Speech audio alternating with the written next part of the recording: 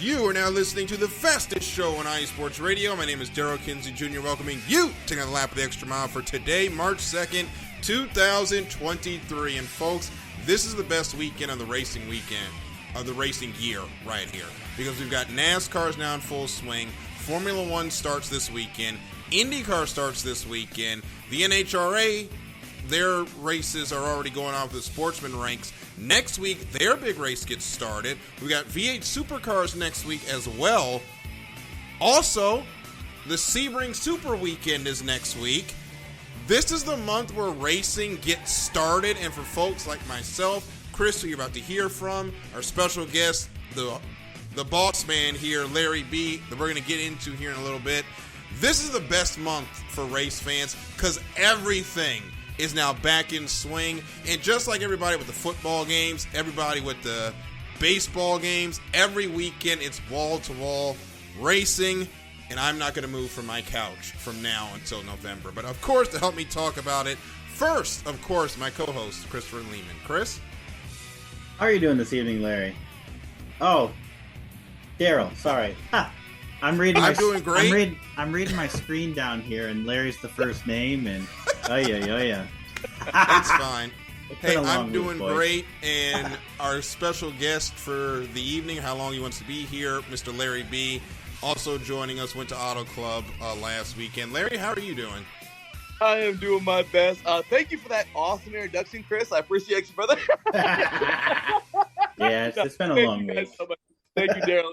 You guys are amazing. I can be here the whole time if you'd like. I love it. I love talking auto sports, and I just love I'm so excited that I was able to be there. We were able to be there at Auto Club. Thank you guys so much for having me today, and I'm really, really, really excited to be on today's show. Yep. We're going to go ahead and get rocking and rolling. If you're in the chat, remember, get your comments in. We will read those out as we are talking. Get your nearest the win picks in, too, while we're going. Yes. And Las Vegas, Bahrain, St. Pete's. Yep. And while we're also talking as well, Michael Ward was going to join us for the first time this weekend. Unfortunately, the internet monster has struck, so unfortunately we may hear from him later, but he is still around. He is currently beating us in nearest the win. We have basically picked him the lead at this point, but he did make his picks this weekend. We'll see if that changes. But let's go ahead and get rocking and rolling. And, of course, we'll start with NASCAR, Auto Club, the Pala Casino 400, which really felt like the end of an era, not just because it was the end of the end of the super speedway running there for 2 miles. It really feels like we're not coming back here in 2025. They've already said it's going to take at least 2 years to do the reconfiguration. They just sold all that land for over $500 million. And I don't know if they're going to want to put in all that expense to rebuild that track when they can get some primo money out of one of the hottest real estate markets in the country, which is the Southern California real estate market. Larry B was there at the race on Sunday. Larry, first, tell us about your experience and what do you think? Do you think we'll be back? Sorry about that. The good old mute happens sometimes. Sorry about that, guys. But I will tell you right now, I loved every moment of it, being there. And realistically, it was just we talked a little bit about it on air right now. And, as I mentioned, it really felt a lot like being at a funeral. It was just very, very unfortunate. The news that broke a couple of years ago, I was trying to not believe it. I was in denial, just trying to not believe that it was going to happen. And when he got there, it was real. It was real. It was just one of those things where it's like, man, like it's over. This track is dead. And it just killed me to know that I've been going there for years now. And I remember, my goodness, you guys, I got into racing in NASCAR because of that Rambo Warrior number 24 that I will love forever. And I I remember seeing that very first race back in 97 or 96, right around there, you guys, and the palm trees. I remember my father telling me all about it when it was getting built. I was so into NASCAR at an early age. I was so into the NHRA, and I still am, of course. You guys know this by now. And Daryl, you got to hear me a couple of years back when I interviewed John Force on The Defining Moment, and that was probably one of the pinnacles of my life. I'm going to cut in right here. I listened to that interview. We were having issues because we were all supposed to be on it, but we were having issues with Skype, so Larry B had to do it by himself. I have never, and I've heard this man excited. Y'all have all heard him speak. I have never heard him this excited. We're getting to talk to John Force. It was amazing to listen to, and it's in our repository if you want to go look for it, but it was awesome to have that moment. Right, Daryl. It was beautiful. I mean, just having a teary moment with him as well on there. I mean, telling him how much he meant to my late father. I mean, just, oh my gosh, it was beautiful. Sending him those shirts and just knowing that he's out there repping this, somewhere, IE Sports Radio somewhere. It was a beautiful moment. And but so loving auto sports my whole life, and then at such a young age, the Auto Club Speedway becomes the thing. You guys, it was like losing like a close friend of mine, or like a pet that I grew up with, that, you know what I mean? Like, it killed me. I wouldn't say it was like a relative, but somewhat it kind of felt like that. But I will tell you, it was hard. It was hard. We got there around, oh my gosh, the race started at about 12:30 Pacific time. We got there, we got some food, and then we walked in. The walk was very long. We had our general parking, of course, and walked very, very long in there. But when we finally got to our seats, and I just saw the track for the last time, just staring at it. Of course, it was freezing cold. I just wanted to say she's right here. Hats off to my beautiful wife. She was a trooper the entire time. It was freezing cold, and you can tell she wasn't having the best time, but she was there for me, and it was awesome. But we went up to our seats, and when we sat down, guys, I looked at the track, and I was like, "This is it. This is never going to happen again in my entire life. Am I going to get to this racing here?" And it was an awesome race from start to finish, you guys. I mean, getting into the race really quick. My goodness. I mean, how strong that 48 was out of the gates. And then he just dropped like a stone. I mean, it was crazy to see him go up and down like that, but he would never recapture the lead again. Seeing Chase Elliott kind of like go from worst to first, not first, but, and then kind of fall back again and then finish pretty strong was awesome. But it's kind of funny because during the race, I was with you guys on the band app, and I was trying to, text you guys, talk in there. And it was pretty funny because my two drivers, of course, as you know, that 24, I'm going to stick with the 24, whoever. I don't care who takes that 24 seat. I'm just a fan forever because of Gordon. And Byron, I've become a big fan of his. And dang, I mean, if there was ever a hit or miss driver, I mean, he's there and then he's not. And then he's there and then he's not. And he started out okay, had a strong run, and then fell off. Also, Daniel Suarez, a big fan of his. He was second place, chasing down the lead at one point early. And then so many things happened, guys. Martin Truex Jr. losing a tire. That was insane. So many things that happened on that racetrack. I mean, the restart, crazy spin out was pretty nuts. But realistically, there was one point in that race where I was like, nobody's catching the one. Chastain is gone. And it's really cool seeing a guy that I used to watch in the Busch series. Was it Busch at that time? Maybe not. Maybe it was already Xfinity. I think it was already Xfinity by then. Yeah, he was a youngster, man. And seeing him out front, I'm like, he's gone. No one's catching that one. That thing is gone. I was like, there's no way that number one Chevy, that thing was gone. It was gone. Busch was, it's like everything in his power wasn't working. And then what happens? I mean, Logano was up there for just a little bit, and then what happens out of nowhere? Busch. Kyle Busch. Rowdy happened, and it's just like it was this beautiful. The lady next to us was losing her mind. I mean, everybody was freaking out. And when Busch took that lead, he got a stranglehold, man. And there was no, I mean, I thought that he was not going to be able to chase down the one.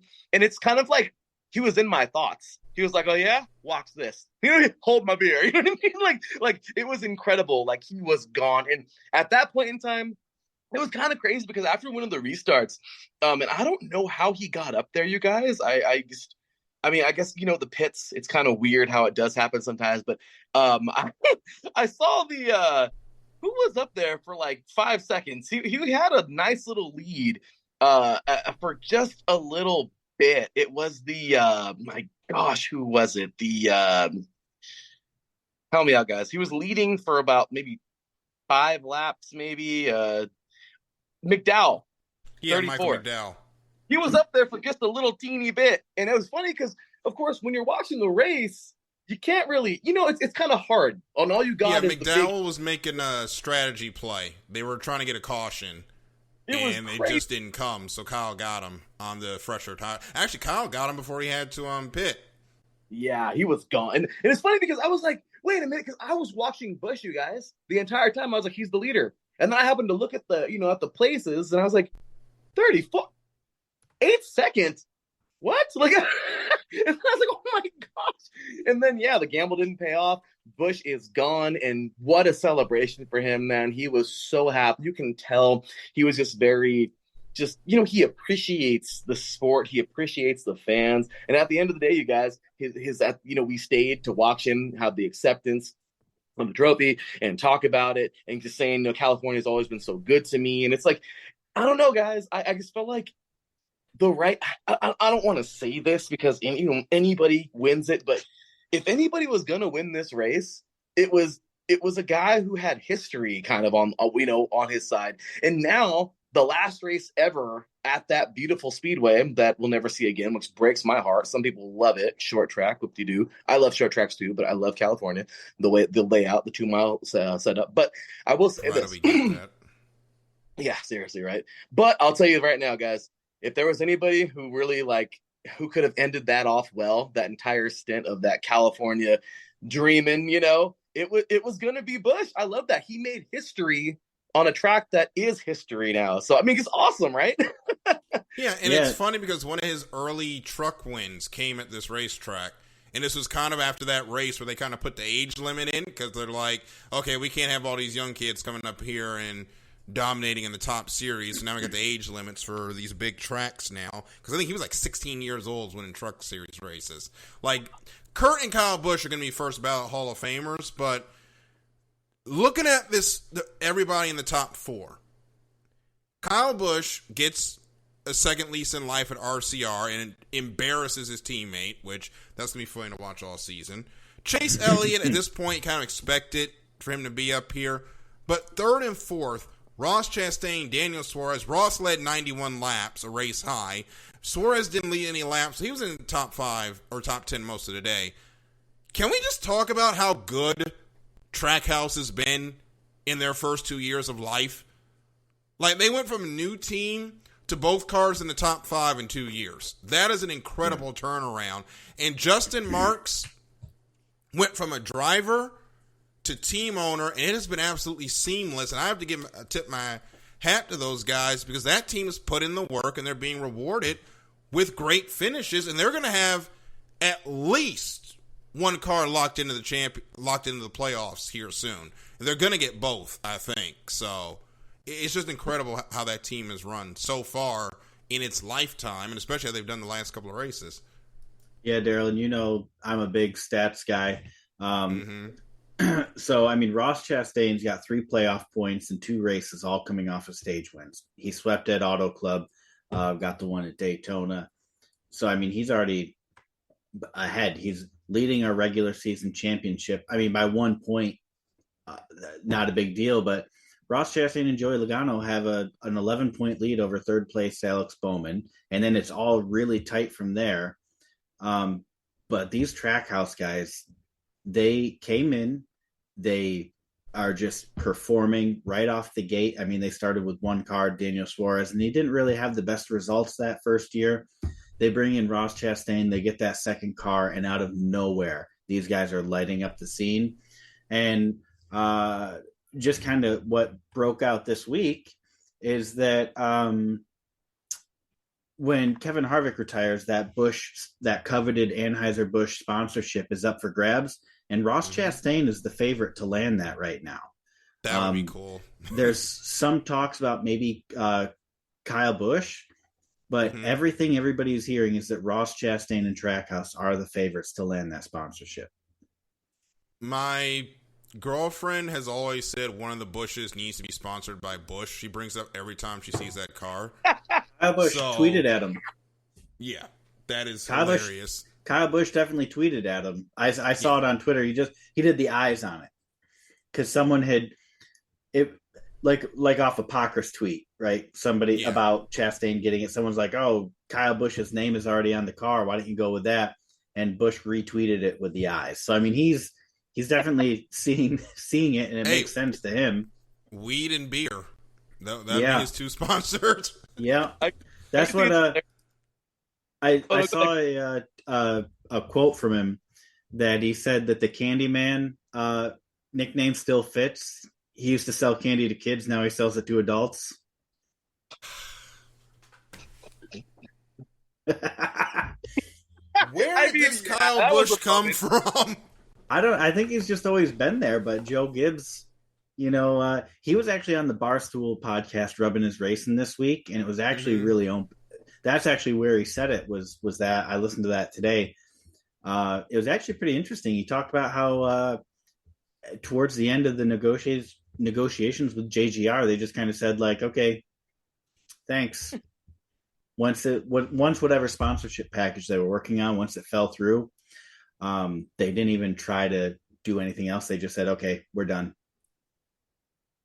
That's crazy. I mean, and they're poorer for it, to be honest. Yeah. It's funny how you bring up the Bush thing real quick, guys, because I don't think Chris ever got a chance to meet her, but a couple years back, because the Extra Mile is just battle tested, man. This show has been around forever, and I just hope it always stays around. I hope one day when Daryl gets picked up by this gigantic, major news source that they still let him do the podcast. But I'm just saying, this show has been around forever, ever, and I love it. It's seen so many people. And we, of course, before she made her exit, she's awesome. Lolita Camelo, of course. Remember, Daryl, one time, this is pretty funny, Chris. She was like, when she got into NASCAR for just a little bit, just for the sake of the show. She's an open wheel more type fan. But she said, she's like, I just can't understand why there's a driver named Jimmy Johnson, but he's not sponsored by Jimmy Johnson. Yeah, I get it. I remember that. She was trying to get that campaign started so quickly, or so much. Unfortunately, it didn't happen. But Lolita's now working at Jalopnik, and we wish her all the best. She was great on this show. We still keep in touch from time to time. She's been great, and that was a lot of fun. And hopefully that can happen with the Bush thing that we couldn't get done for Jimmy Johnson. But that was... Yeah, it's crazy how we thought Kyle Busch. I didn't think Kyle Busch was going to struggle, but I didn't think he was going to be this hot this fast. But he's got some you-know-what to work through. Because as we already know, that exit from JGR did not go well. So he is trying to prove to them that y'all did me wrong. And that's what he went out there and did there at Auto Club, which is funny. They did it at a track that Toyota, it's kind of their bugaboo, and it happened again. Hamlin was the highest finisher at 6th. For Toyota, it has not been the great start to them. I don't think it's because of Kyle Busch, but it's kind of therapeutic for Kyle to be like, hey, I'm over here winning with Chevy while y'all are struggling collectively. Nobody has quite struggled, though, like 2311 and Tyler Reddick. Bubba had his issues, but Bubba was running 4th at some point. If that car doesn't overheat, once they fix the spoiler, he probably finishes top 10. But Tyler Reddick gets crashed out stage 1 of the Daytona 500, crashes out stage 1 of the Pala Casino 400. He has 4 points out of 2 races. And to put that into perspective, he has less points than Ty Dillon, Jimmy Johnson, who's not running the whole season, and J.J. Yaley, who didn't even run the Daytona 500. That is Tyler Reddick's season start right now. He just needs to run all the laps at Vegas. That is his only objective. But Toyota is struggling. But for Tyler Reddick, the car he was in last year just won the race, and he's sitting there with 4 points. He's just got to be sitting there and say, curse my gosh darn luck. Yeah, seriously, guys. I mean, what a break. I just have to say it. So you guys were just right now just going talking about the whole Busch deal. And I love the fact that he's proven him. You know what I mean? He's making it happen. I'm a Rowdy fan. I mean, you know what I mean? Like I got a lot of fandom in NASCAR, as you can see. I just love a lot of different drivers for different reasons. But yeah, good for him. So sorry, John, not to backtrack any. I just wanted to say that though really quick. I didn't want to cut you off, but I'm just very happy for Busch and what he's been. Yeah. And actually, we can just kind of finish up on the Kyle Busch thing. We just had 2 more talking points to get to on that. So Kyle Busch obviously sets the record for 19 consecutive seasons with at least 1 race win. That's incredible consistency. That is a monstrous stat right there. But also, Kyle and Kurt combined 95 Cup Series win, which breaks the existing tie at 94 with the Allison brothers, Bobby and Donnie, as the winningest brothers in NASCAR. So that's a pretty neat stat that also got broken on that same this past Sunday. Mm-hmm. So 2 pretty prestigious stats for Kyle there, and kind of going back to what you said, Daryl, as Kyle and Kurt being first ballot. I mean, that helps. Yeah, you knock off the Allison brothers, and most wins is that helps. Yeah, I don't think there was ever a question about it to begin with, though. No, I think Kurt, once he got his situation dealt with, he's now Hall of Famer and we've talked about it at length. Y'all youngins don't know about, I don't want to say the real Kurt Busch, but the past Kurt Busch in the mid-2000s. Like, this man was wilding out in his previous life, but he has turned himself around. I love the face turn that has happened for Kyle Busch. Like, he got out the car, nothing but cheers. Like, he's at that point where he's getting cheered again. But you know what helped? The JGR, how that ended. I'll keep going back to that. Yes, absolutely. That team, over the last couple of years, has had the biggest heel turn by the fans. Yeah. Just because of how they treated Kyle Busch and how they let Ty Gibbs just do whatever he wanted in Xfinity. I think that's more about it, is the Ty Gibbs. And now Kyle Busch, everybody's like, yeah, Kyle Busch. Everybody is on board with the Kyle Busch revenge tour this year.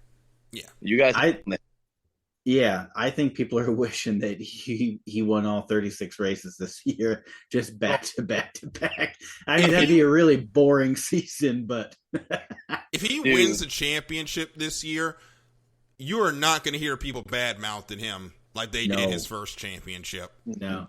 But JGR's mentions are going to be a disaster area when this comes out.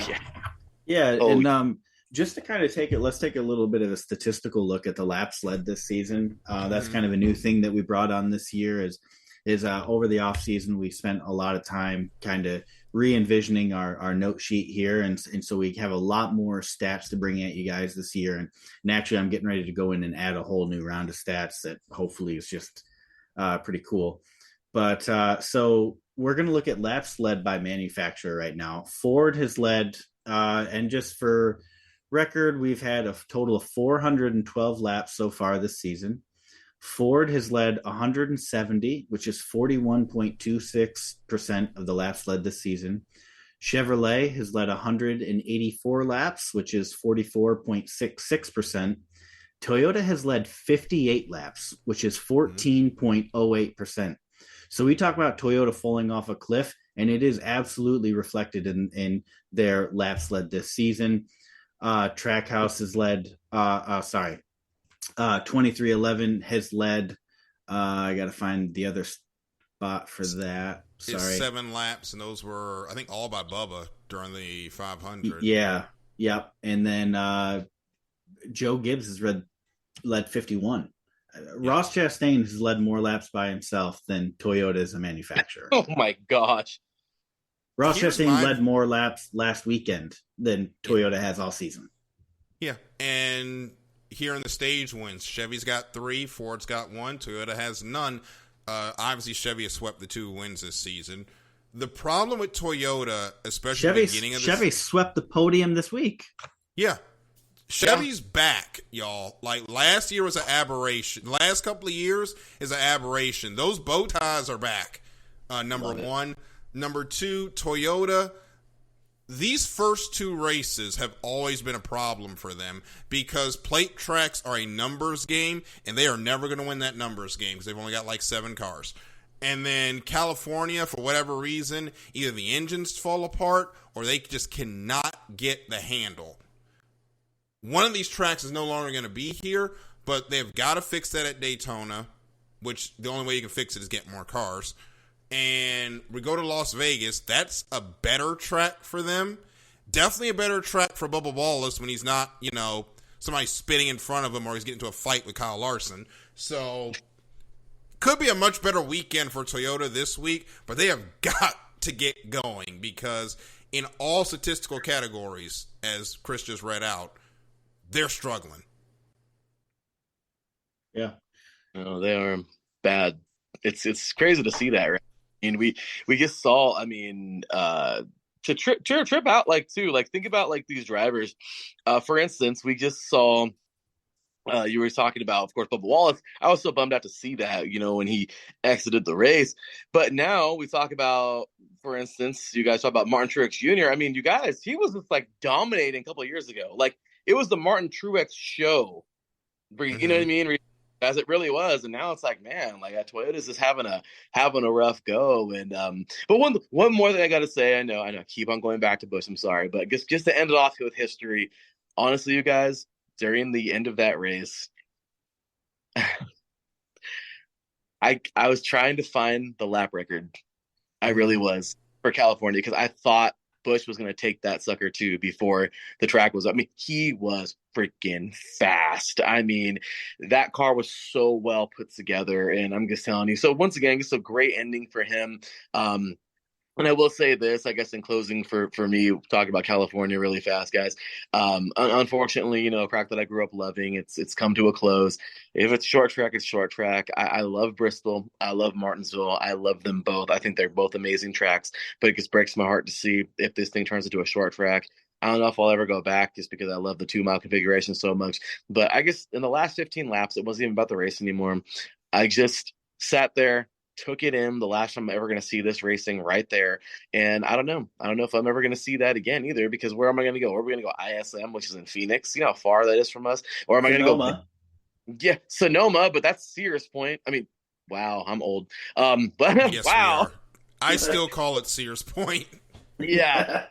That's a road course, or where am I going to go? Vegas? That's 5 hours. And why I say 5 hours, everyone says 4 hours from California is Vegas, and it is. From where we are in Southern California. But Vegas, the track is an hour away from Vegas anyway, on the far east side of Las Vegas. I think it's far from the strip. So it's another hour it's out there next to Nellis Air Force Base. That's very far out there. So it's wow, we have to go that far when it was just 40 minutes away. So anyway, like I said, rest in peace, Auto Club Speedway. If it ever becomes a short track, maybe we'll go. I don't know. No. But it breaks my heart, but I'm so happy I was there for that last race, and just what a great race and what a way to end it. Now, kind of to rebuttal you there a little bit, Larry, will you be considering going to the Formula One race in Vegas? I don't know. Okay, so I'm almost a teacher, making teacher money, but I'm not full-time just yet. So I don't know if we can afford $19,000 for a ticket, but it's a possibility. I know it's going to be in late October, if I'm not mistaken. Yeah, I think so. And if by that time we have the money, I mean, my goodness, I'd love to go. Daryl and I had a wish list extra mile show 4 years ago when we talked about the places we would wish Formula One would race. And Daryl was seeing Formula One cars on the strip with the stratosphere in the background would be just amazing. Or on the streets of New York with Lady Liberty in the background, how amazing that would be. we got our wish, Daryl. I mean, here we go with one of those. So it's like now I feel like I have to owe it to myself to do this. So yeah, I might pack up the wife and head out there. well, they already signed a 10-year extension on it without even running it once. So We gotta go. and they actually bought the land on the strip, and they're building a permanent paddock there. So I mean, it's not going anywhere.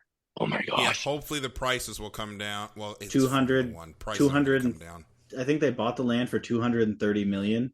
That was just that's what they paid to buy the land for the paddock. Dang. So they're not going anywhere. Yeah, they are digging their heels and saying committed. Las Vegas is going to be here to stay. I hope it does well. We did talk about it and said, a Vegas race. I didn't think it would happen, but it sounds amazing. Now it's happening, and I can't wait to see how it goes. I don't like the track layout, though. You're not the only one. I'm going to be honest. No, it was not a very popular reveal. People were rather disappointed with it, myself included. Yeah. They made jokes about it looking like a dog, right? Yes. Or like a cat or something, yeah. And by the way, to wrap up the point on where Las Vegas Motorsports is, it's on I-15 on from how the map is, the extreme northern end of the city. So it's on the other side of Las Vegas. It is very far away. So like I said, it's heartbreaking to know that, wow, if I ever want NASCAR again at the level that not a little short track can, like I said, yes, I mean, Daryl knows this. I grew up playing 97, NASCAR 97. I loved those tracks. And you know what? I love Bristol and I love Martinsville. But can we let Bristol be Bristol and Martinsville be Martinsville? And can we just let California be that 2-mile Michigan type racetrack? We don't even have very many of those that are like that type of style, big and wide. And all the drivers talked about how they loved it. It's like, really? And then I watched a really good video. And Silly and I would talk about it last week on our show. My gosh, you guys, it's crazy. This dude and NRF Productions, I think, I forgot what the video was, what his name was. I got to look it up real quick. But he even said it. He's like, NASCAR has a knack for destroying good things that should never been destroyed. He's like, for some reason, he brought up Rockingham. He's like, that was an amazing track. He's like, and when it was really good, he's like, they destroyed it. I forgot who track it was, but I'm like, that's wonderful. He's like, yeah, so this isn't NASCAR's first time fixing something that isn't broken. Texas. Yeah, Texas Motor Speedway. All they needed to do was repave the track to deal with the weepers. Yes, the racing would have suffered, but we got the resin now. We're going to put that down there and made a high line. That track is ruined, and the only thing I want them to do with it is put the world's largest Walmart Supercenter there. I'm done with Texas. Yeah. And we'll just run at COTA. They have killed that track. Yeah, when I read about that, that blew my mind too. I mean, guys, it's insane to think, you know what I mean? Seriously, is that where we are? But it is what it is. Rest in peace to an amazing track. I'm happy that it was a part of my youth life too. It wasn't when I was older. And now I guess, hey, it's just Pomona now. I guess it's just the drag strip that we get. And the Clash, okay, don't get me wrong. I love the Clash. Same. It's the Coliseum. I've been there many times, the Coliseum, and it's wonderful. But guys, I mean, it's a cool little track. It's the Clash. Okay, I get that, but it's not. It's smaller than Bristol and Martinsville. You know what I mean? It's not. And me, I love speed, and I've gotten into this argument a couple times already about this. People are saying, "Well, California sucks. California sucks. California sucks. Short track. Short track. Short track." Okay. Here's the thing. Racing's racing. I grew up a racing fan. Racing is racing, and I totally understand. Speed isn't everything.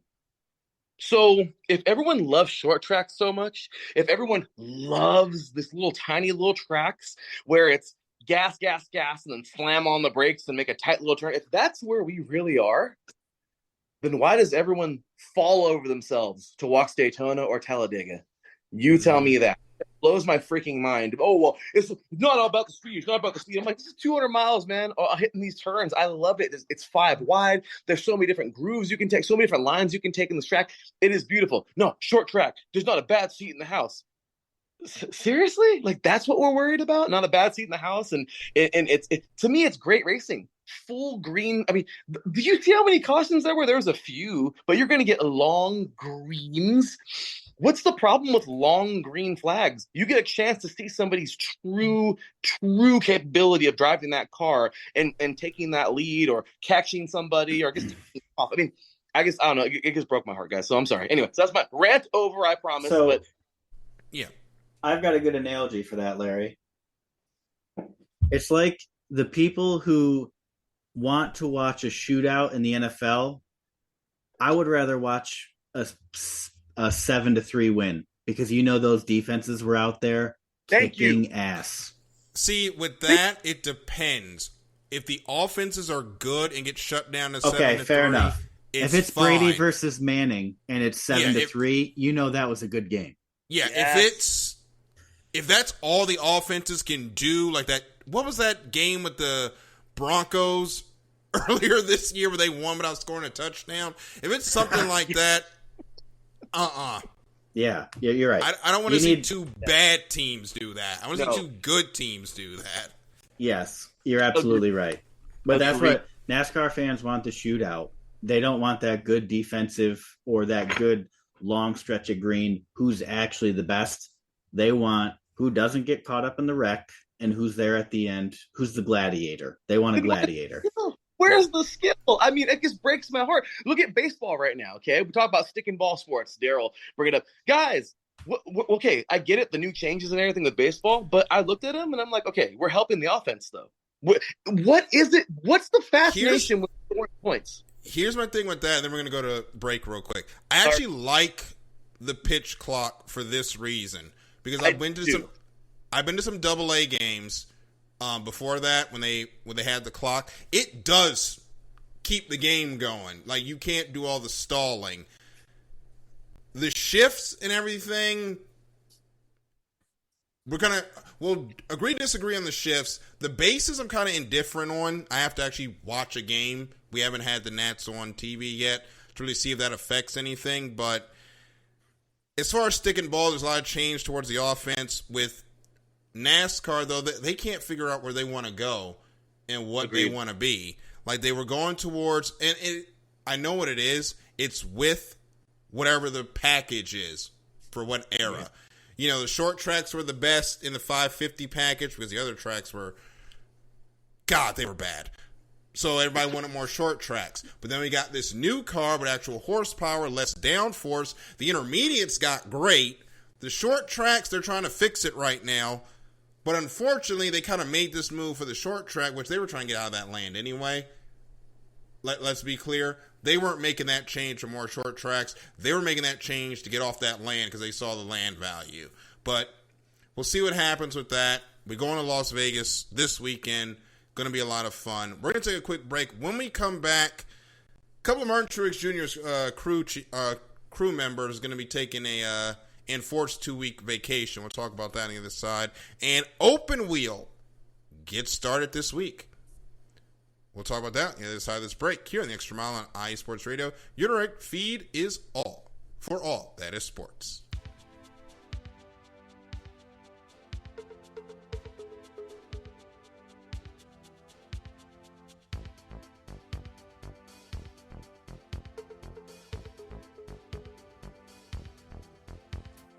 What's up, sports fans? Are you looking for the latest on Northern California sports?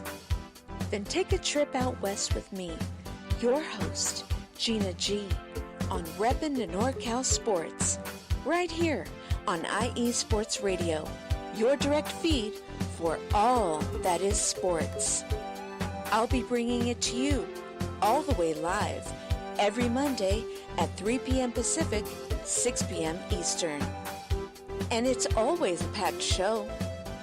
I'll bring you everything Dynastic 49ers, the bite of the San Jose Sharks, torture of the San Francisco Giants, the Golden State Warriors that we still believe.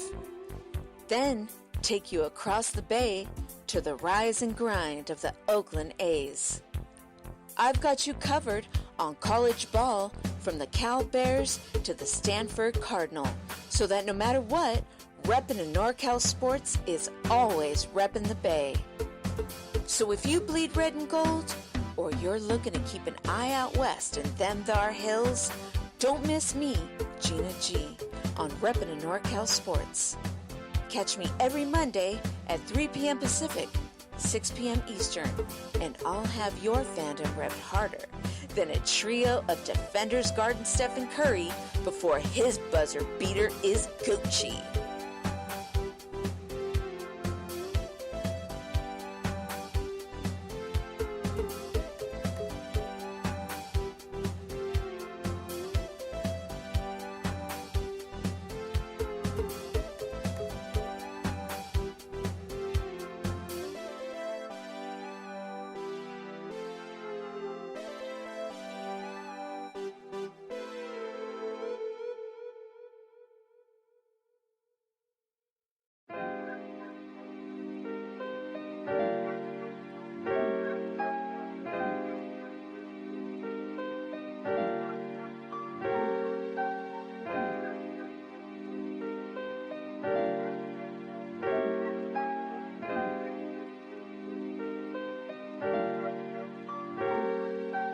Hello, ladies and gentlemen. My name is Davidson. It's your boy Dentarius Law. And we are the hosts of Fast Break here on IE Sports Radio, where we discuss everything in the world of basketball from prep to the pros. You guys should definitely check us out, man.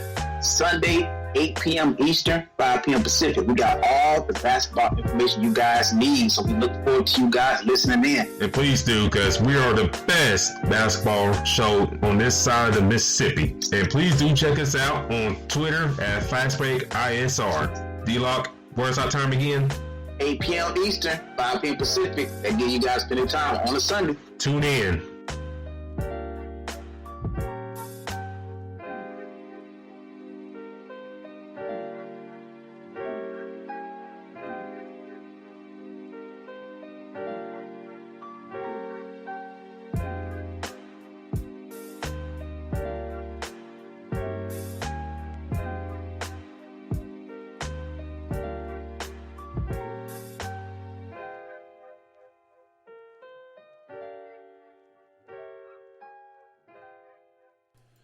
So we're back here in the Extra Mile on iSports Radio. Your feed for all that is sports. Daryl, Chris, and Larry here with you this evening, talking all things racing. Sports. Of course, make sure to get your comments in if you're listening live. Taryn just reminded me that it was the Colts-Broncos Thursday night debacle was the game I was referencing. So, yeah, hopefully we'll have a lot better races than that. But we're going into this week here with NASCAR. A couple other housekeeping notes before Las Vegas. Two of Martin Truex's crew will not be there, which is his rear tire changer and Jackman, suspended for 2 races because the tire fell off of the car during a pit stop. Now, there's new rules where if that had fallen off in the pit, would have been a penalty at the race, but it would not have gone on any further. Unfortunately, Martin tried to get it back around, did not happen, and it fell off on the backstretch. Now those crew guys got to take a 2-week vacation. I say good for NASCAR on changing that rule because it was a little unfair, particularly with like the what was it, a $25,000 fine to the crew chief and automatic 2-week vacation. Was it 4? I thought it was 2. Yeah, it was 4. 4 weeks for the crew chief. That was harsh. That, especially for the first year with the single lug, that was a really harsh. So I'm actually glad to see them back off that and be flexible. This is one of those times where NASCAR actually listened, and I think that overall it's for the better. It was outrageous. It was a very costly penalty that last year, and they probably should have went this route that they're doing now last year. Agreed. It's kind of funny, real quick, Chris.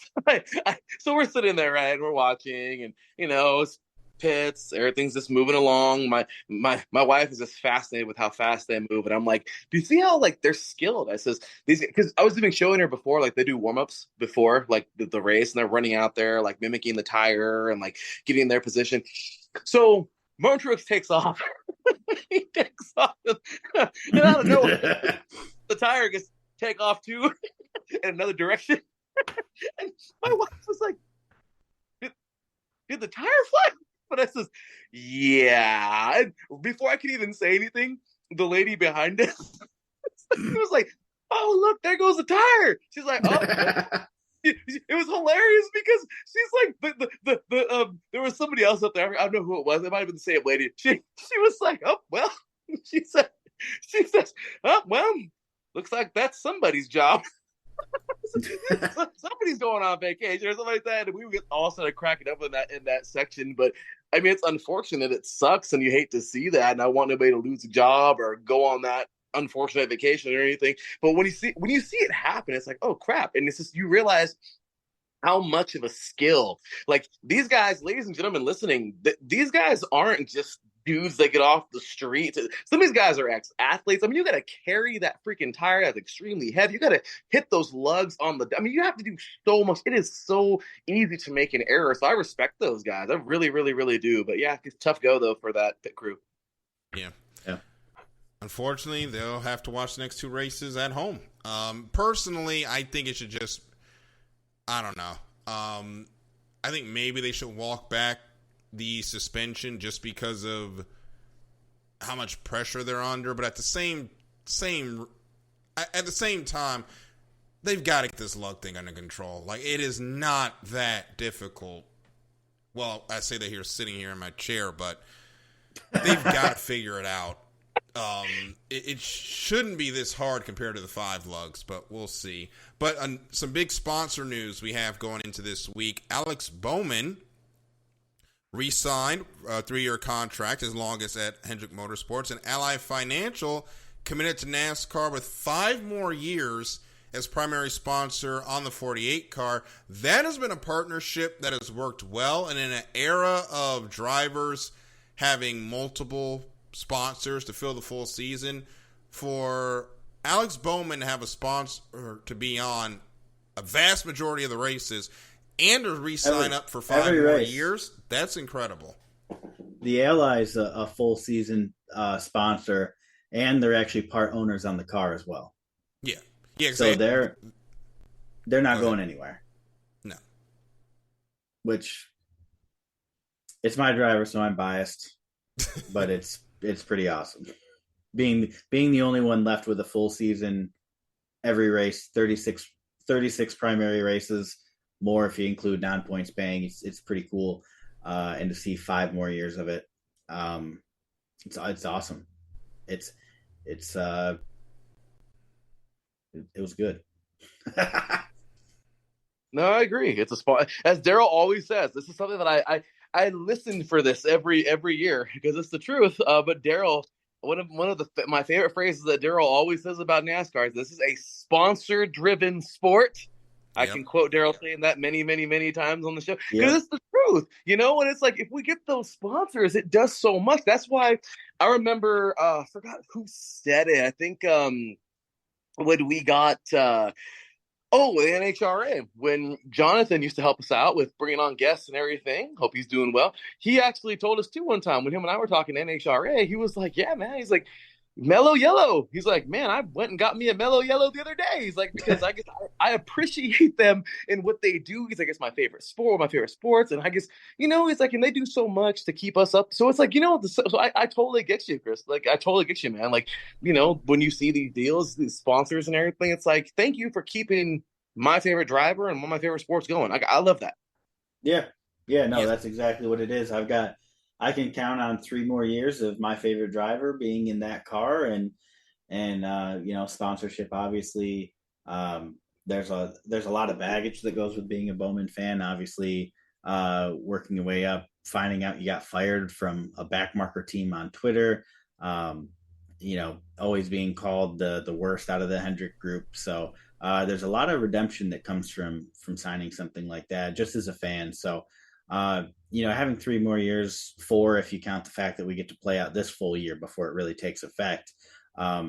It's an awesome feeling. It's nice knowing my guy's going to be there, and when I buy a T-shirt or a die cast, I know that I got at least some investment. I got $1,000 worth of die cast sitting here of Alex Bowman cars, if not more. So knowing that I can keep buying them, as long as my wife's not listening, of course. But I know that too. Trust me. I know that feeling, so I think we're all in agreement on that one. But just the stability. It's really nice to have that stability. Yeah, and obviously I'm a Bubba Wallace fan. We all know his sponsorship issues that he was having before he got with 2311. And I try to make sure to pick up Dr. Pepper and stop by McDonald's anytime I can. I use DoorDash when I can. I have not got a Columbia jacket yet, but I need to work on that. But yeah, you support your sponsors of your driver because you want them to continue to be the sponsor of that driver, and it just shows that there is a return on investment. Especially, this is why I'm hoping, a slight tangent, that somehow marijuana gets federally legalized, because if we get a bunch of growers being able to sponsor NASCAR, y'all are going to see some return on investment, because NASCAR fans are some of the most loyal fans when it comes to sponsors, and y'all are going to make some money. Trust me, if they allow that to be legalized federally. Absolutely. And something that we didn't even talk about while we're talking sponsors, Chase Elliott's in the Coca-Cola family now. Yes. I did not see that. That was not on my off-season bingo card. But neither, if just going off on sponsorships, Max Verstappen and EA Sports, I didn't see that one coming either. Yeah. But it's crazy seeing all these sponsorships. We're seeing a lot of change and a lot of consolidation in the industry. I don't know who Coca-Cola dropped, though. Did they drop Austin Dillon? They had to have dropped somebody. It had to be somebody that switched, but I do not remember who was in Kurt wasn't last year. Coca-Cola. I'm going to Google the last year's Coke family of drivers while we're sitting here, but it was fun. It's fun to support your sponsors, so. Yeah. Dr. Pepper's the only soda I drink, and so. Yes. It's the only one I can stand. I think they only had 4 last year. Oh, so they just added Chase in. So they added Chase to get back to 5. Who was it before? Well, we don't need to go down that rabbit hole. That was 2016, so that was a while ago. Last time they had 5. They had 7 at one point, so. That's too many. Yeah, it's been a while. They had to consolidate to afford Chase. I know, right? And bringing up the grower thing, Daryl, really quick too. Look at the man who's $2 man for the car, Matt Hagan. Remember that one, Daryl? I know. Lolita and Caitlin together on the show were hilarious. But actually, that one's Michael's fault. That was he started that one. That was funny. That was. Look at him though. He look at him with that whole deal, and so yeah. I agree with the grower thing, but yeah, gentlemen, it's you got to support your sponsors, and because it's true, they give us what we love, and it's like, hey, I can go buy a Coke, I can go get this, so I like that, I love that a lot, and I'm glad we talked about that tonight. I like that. Yeah, sponsors make the world go round in motorsports. We just have to accept it. We're trying to get more TV money in it, but until then, the sponsors, they got to get that ROI. And the one way we can give it is by continuing to buy their stuff anytime we get an opportunity. So I will definitely make sure to buy some more Dr. Pepper tomorrow. But before we get into Formula One and IndyCar, because I know we're all excited for that to get started, they just released the entry list for next week's 1,000 miles of Sebring.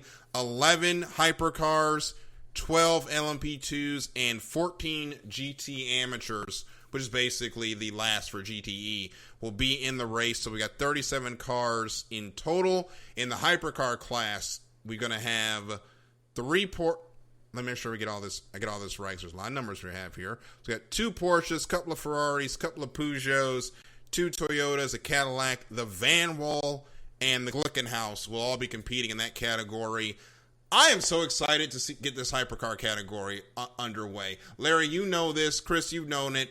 Ever since they announced it, I've been a huge fan. All of the cars are beautiful. They just had another one get announced this week. Unfortunately, that car will not be racing in Le Mans, but they're hoping to get it out there later this year. I'm going to try to Google the name of that car before I toss it to you guys. But are you guys going to try to watch next week? And what do you think about the World Endurance Championship? It's got some life in it, I think, for the first time in years. Love it. Absolutely love it. The hypercars, oh my gosh, just seeing the Rolex, seeing these cars just do what the full potential of like this car is like in my opinion, it's like this is like a power lifter like doing all he can. You know what I mean? Like I love it, man. We get these beautiful, powerful cars. I'm just so excited for this, and I'm going to be tuned into that thing, Sebring. I'm going to be watching IMSA all year long. I don't even know if I've ever watched an entire IMSA season, but I think this might be the first one where I actually do my absolute best to check out every single race. IMSA is a lot of fun, and then of course on Saturday we'll have the 12 hours of Sebring, which is obviously the main event of that weekend. The Isotta, this is Italian. Actually, Larry, I'm going to toss you this name because your Italian is much better than mine. I'm going to put it in our chat here, and I'll have you say it because I'm about to butcher it. So that's the name of the car right there. Oh, my gosh. Let me go take a look really quick. So we have here, click on the chat link if it's going to let me open it. Okay, here it is. Oh, Isotta Fraschini.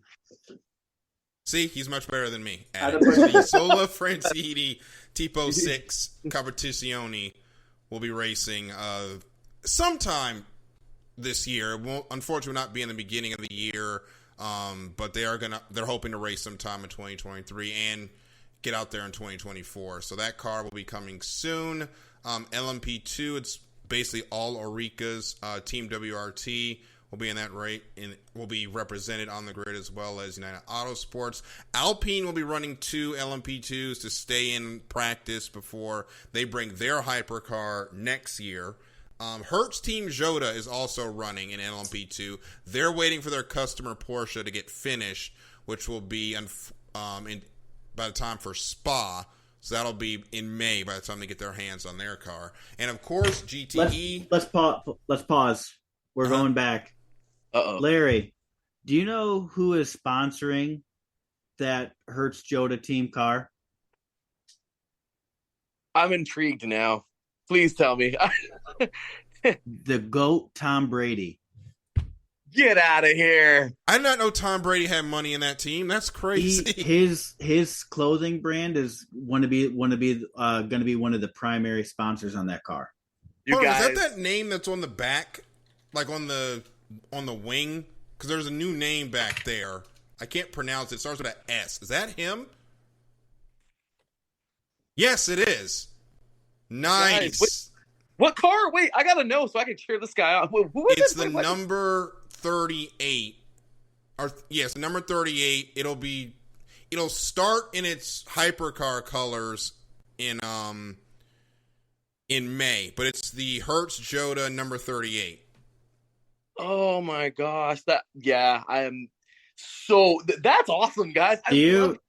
Larry, when we get off this tonight, go to Tom Brady's Twitter from yesterday. He put up a video of him in the simulator. Oh my gosh, I'm excited. This is so cool. Yeah, that's exciting. Yeah. And then for GTE AM, of course, Ferrari, Aston Martin's, Porsches, and our Chevrolet Corvette will be representing to end one of the most popular GT classes we ever had, the GT Endurance.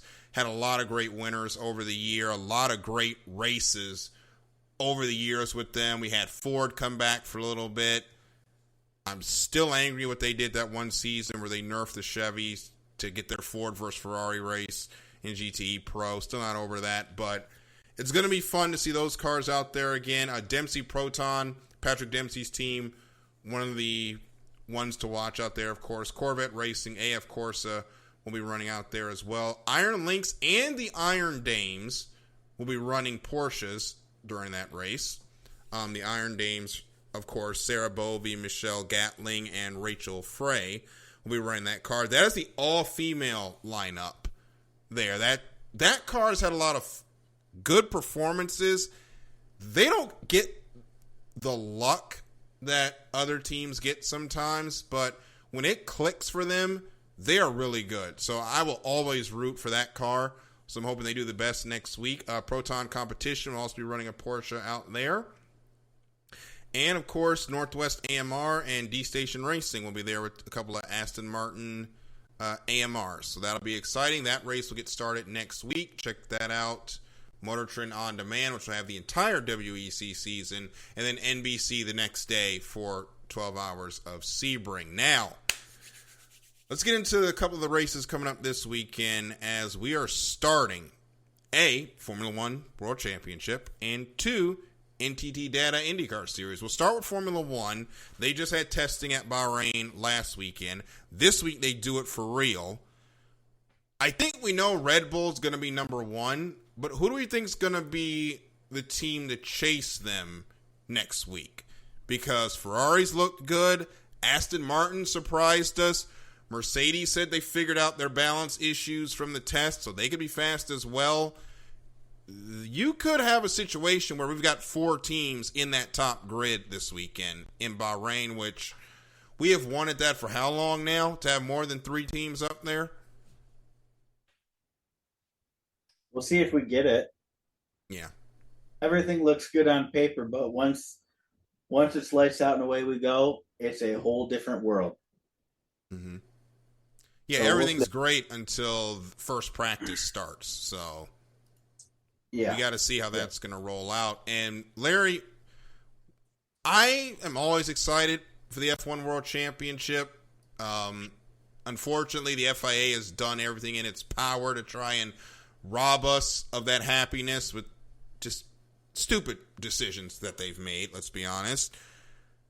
But at this point, we can all celebrate that one of the best racing series in the world is back this week. Without a doubt, Daryl. I love the fact that we get Daryl. Once again, he's going back to a couple of years ago, even when you first started the show. I remember the second show you ever did. We were talking about ARCA, the safety, and all that. Well, I think we actually had on that one or a couple shows after that where we talked about just the competition in Formula One, and it was just like, yeah, we kind of know who's winning, we kind of know who's not, we kind of know who's up there, we kind of know who's not. And I remember I made a, I guess you can say like a similarity to like some of the European soccer leagues where it's like, okay, so you know PSG is going to win the championship by January. You know what I mean? Yes. We know, so we already knew this. And this is kind of funny because here we are now. Daryl, we're 2 for 2, man. We've always wanted Vegas. We're getting Vegas. We want a competition. We're getting competition. And I love it because, you know, Lewis, I think he's, you know, still because he's one of the greatest to ever do it. And I just love it now because now he's got, you know, he's got Verstappen there. That's all over him. And, you know, those two are duking it out a lot. I am a longtime Ferrari fan. It's kind of funny, Daryl, you know, because I've always said to myself, like, man, those freaking Patriot fans, they must be so lucky. Their team always wins. Their team always wins. I had a friend of mine remind me one time, like, aren't you a Ferrari fan? Yeah. And I was like, yeah, but Ferrari hasn't won in a while, and that kind of segues into the next point. So, what are our expectations for the Prancing Horse this weekend? Because Benato's gone, so you hope everything gets better. But what is a realistic expectation for that team just to right the wrongs of, I don't know, pick a season the last few years? I'm sorry. We're coming. So Ferrari's last constructors was 2008. Jesus. And they were, yeah. So, Daryl, if you go down to the F1 history and records, everything's all listed out right there. So, I mean, they went on a tear from 99 to 08, which if anyone knows who was in their primary driver's seat for most Michael! of those, it comes no surprise to you. But yeah, after 2008, it's the Mercedes show. Well, Red Bull and Mercedes is. Well, it was Red Bull show, then it became the Mercedes show, and then now, yeah, well, now it's going back towards the Red Bull show. Yeah, but yeah, Ferrari's. I actually, when I was filling this out, I had to double check and make sure. 2008, man. I can't even. When you said that right now, that didn't even hit me the right way, Chris. I was like, wait, what? And I'm like, he's right. I graduated high school the last time they won a constructor's title. I was in 10th grade. Jesus, man. That was my first year in college playing football. Wow. So the year I graduated high school was Red Bull's first constructors, 2010. That's amazing. Wow. Well, I'm old. Let's put that out there. Okay. Dang. What year, Larry? I bet you it was Ferrari. Wait. My graduation year? Yeah, high school. 07. Yeah, Ferrari. Yep. Ferrari. Back when Ferrari was competent, and that's what people want Ferrari to get back to. And this new regime, the story is the same. Get back to the winning ways of the early 2000s, or you're going to lose your job. That's what everybody wants. No excuses out that team, because they don't race to sell cars. They sell cars to go racing. Racing is all they do. And if you're not going to win, you're not going to be at Ferrari for very long. So they've got a lot of work to do. Yep. So true. I love it. I love cheering on this team. And, I grew up a Michael Schumacher fan, man. You know what I mean? Like, I guess I loved it. And it's true because, like I said, I guess told it was hilarious. My friend told me, like, dude, shut up. Like, you were a Ferrari fan. You got to endure all of that dominance. Like stop complaining about the Patriots and your Raiders. And I was like, all right, I'll shut up. Speaking of dominance, or really not speaking of dominance, on the other side of things, McLaren, they haven't won a championship since long over the constructors, 1998. They should have won, I think it was 2007, but that was Spygate, Formula One style, so they lost all their points. But, actually, no, it was 2008, sorry, because Lewis should have won. They should have won the double, but they got caught cheating or spying, technically, so they ended up losing all their points that year, and Ferrari ended up winning it. So McLaren is in trouble. Their car was dog slow during the test. They said they missed their efficiency targets, and apparently Lando Norris punched a wall because of it during testing. Let me tell you why he punched that wall. That man re-upped with a long-term contract for that team. In that space, Red Bull re-signed Perez. Mercedes re-upped with Lewis. And they put George Russell in that seat. Lando Norris could have had that Mercedes seat next to Lewis Hamilton.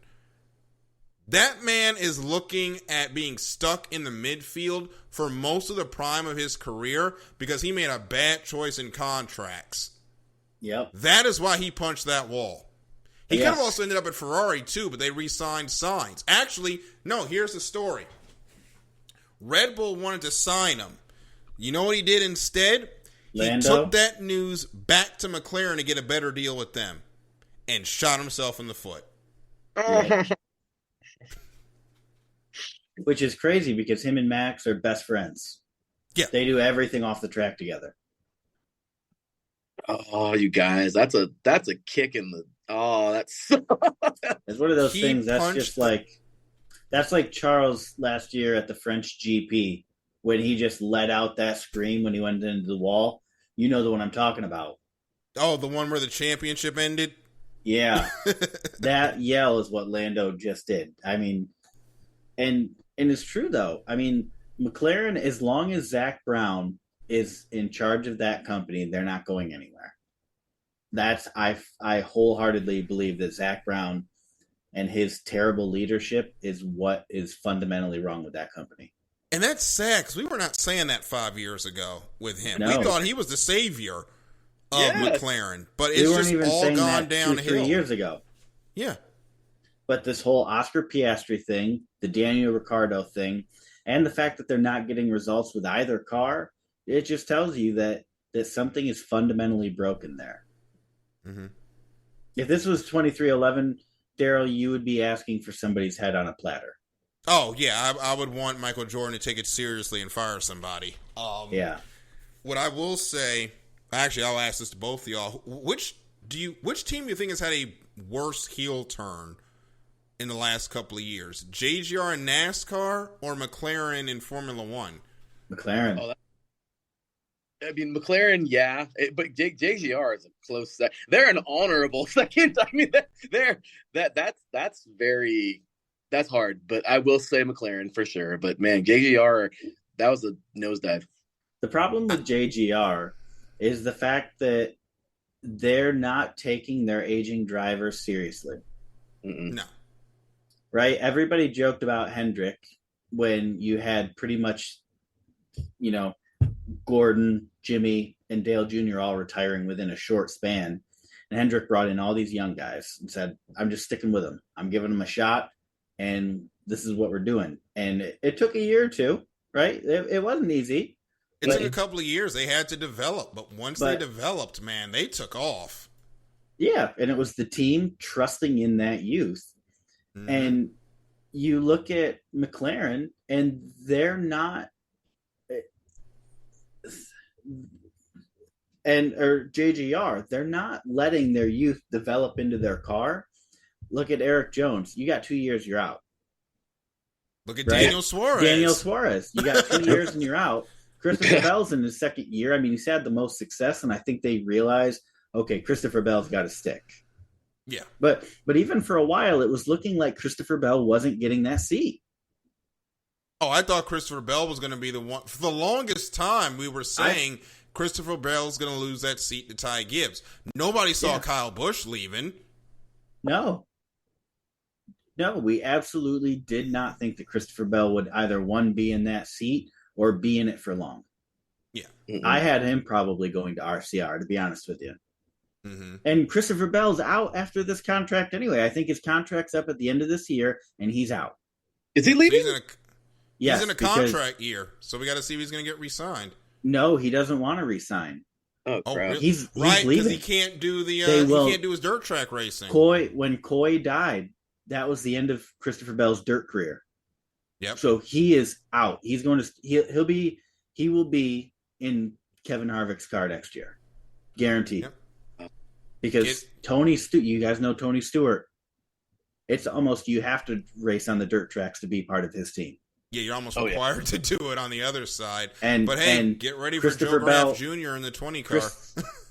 Christopher Bell. I think I sent you that TikTok, Daryl, of an interview that he did where he said I can't race dirt this year, and that's what he said. He said this year I can't race dirt. Joe won't let me. He didn't say, oh, it sucks, I'm not going to be able to race dirt anymore. He said, I can't race dirt this year. He's out. He's not going back. No, he's not. And somebody, and Stuart Haas is going to benefit to the extreme. Because that kid is a prodigy. Yeah, yet again, another up-and-coming JGR talent is not racing at JGR. And look at all the drivers they've lost. We named a couple. Bubba Wallace was in their program. He ended up going to Ford. He ended up coming back, roundabout, but he's not with JGR. He's with then to Chevrolet. Well, he was with Chevrolet. He went to Chevrolet for a while. He actually had some really good. He almost turned that Petty team around. I think he actually did. If they would have had sponsorship, if they had the sponsorship he's getting at 2311, that team would have turned around. Yeah, absolutely. They got it that last year, but he was kind of already 1 foot out the door. He was already by the time they got that sponsorship, it was too late. But it helped. It has turned them. It has really helped out, and we've seen Eric Jones win in that car. Yep. We already talked about Daniel Suarez. Eric Jones, we thought his career was over. He's found second life at Legacy Motor Club. It's another, and look at Daniel Suarez. He did nothing for JGR, turned to a championship contender. So that's why I kind of think it's JGR that had the worst heel turn. Yeah, because look at all the drivers they've burned through. Daniel Suarez is 5th in our regular season championship right now. 5th. Yep. Yeah. Denny Hamlin is 9th. He's the closest, and I mean he's down 13 points, so it's one bad circumstance away from that. It's probably just one accident or something, but still, Daniel Suarez is 5th. Denny Hamlin is 9th. Mm-hmm. They made a mistake. They should not have let. I mean, I get it. Daniel didn't have the results, and he did need somebody who believed in him and gave him good equipment. But he's paying Justin Marks back. Same thing with Ross Chastain. Justin Marks says, "I want guys who don't have sponsors." That's what he said about Ross Chastain. He doesn't bring any of the money to the table. Great, I want him. I'll find the money. And look at Ross Chastain now. Mm-hmm. Speaking of Formula One, going into this weekend and for the next 3 years, we will have no full-screen commercials because Mercedes will now be presenting sponsor of ESPN's coverage with a 3-year deal that runs from this season through 2025. So 3 years, no commercials when the race is live for Formula One. We need a deal like this for NASCAR. We will never get it. Sad. We will never get it. Yeah. I wish. What we need for NASCAR is a paid service, a subscription service where you get commercial-free coverage. I don't need the commentators talking during the normal commercial breaks. Just give me crank it up. Yeah, I would. Honestly, I'd pay for it. I would pay for it. I'm down. Me too. I hate commercials more than you can imagine. And like, look at what was it? Was it during the Daytona 500 that like they cut to commercial and an accident immediately happened like as they were transitioning out. They cut to a side by side, and then they ran a 5-minute spot. Well, the cars are freaking back in the pits after being towed. We're still in commercial break. And we watched it live. We watched it happen at the beginning of the commercial break. That was the wreck that we got took cars Tyler back in the Reddick garage. out. Yeah, that's pretty.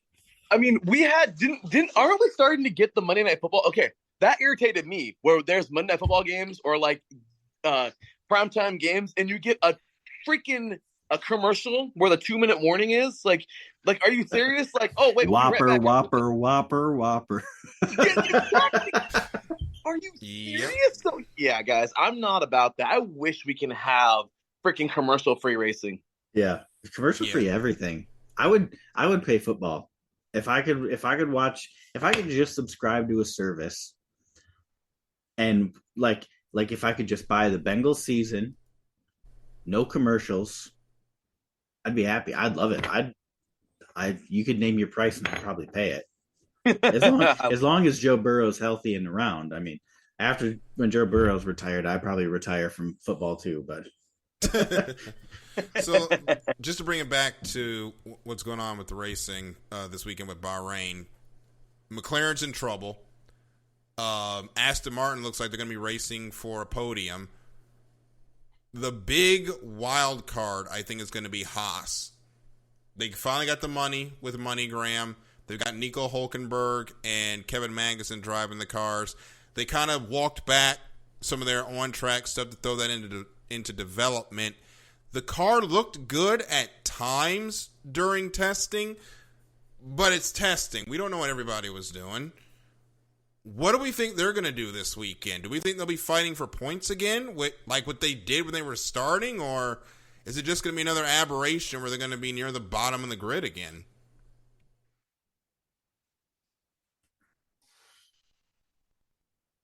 I don't know. That's hard. That's a hard one to call. You want to see everybody be successful at some point, you know what I mean? But that's a tough one. That's a tough question, Daryl. I don't even know how to answer that. I mean, personally, man, you think about.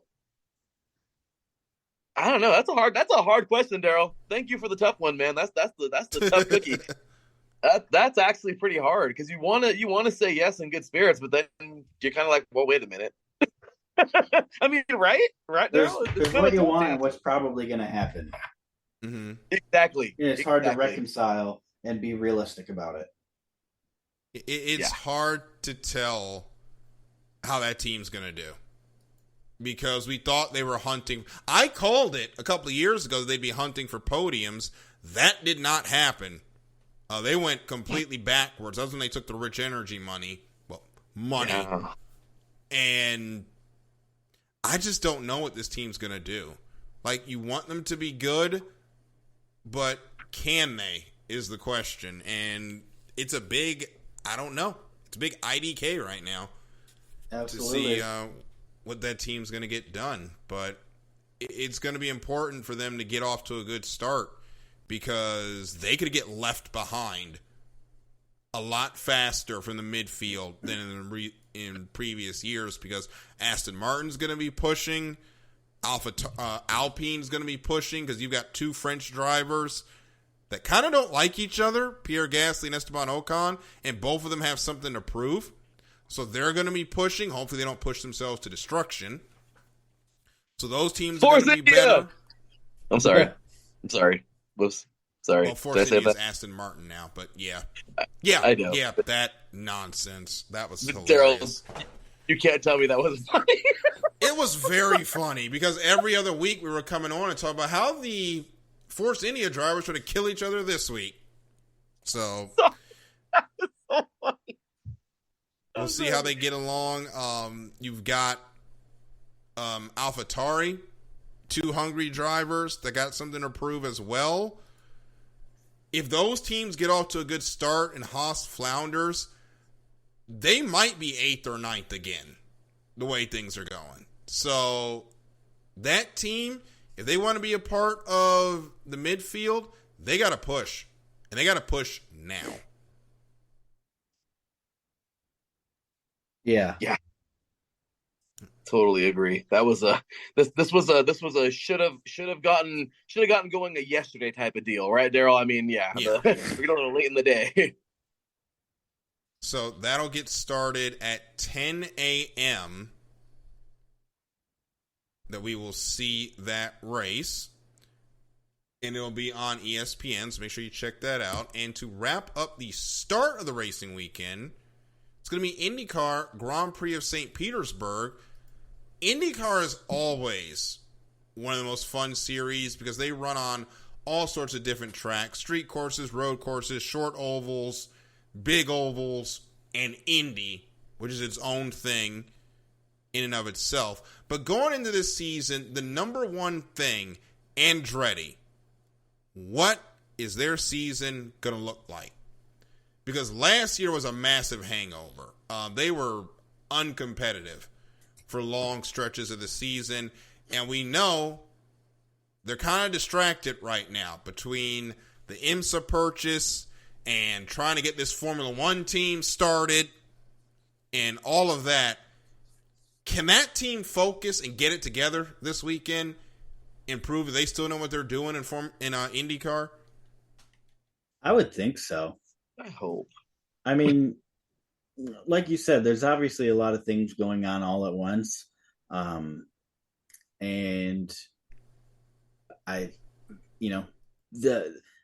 when you look at an organization, typically you're going to have the best people at what they do across the board, right?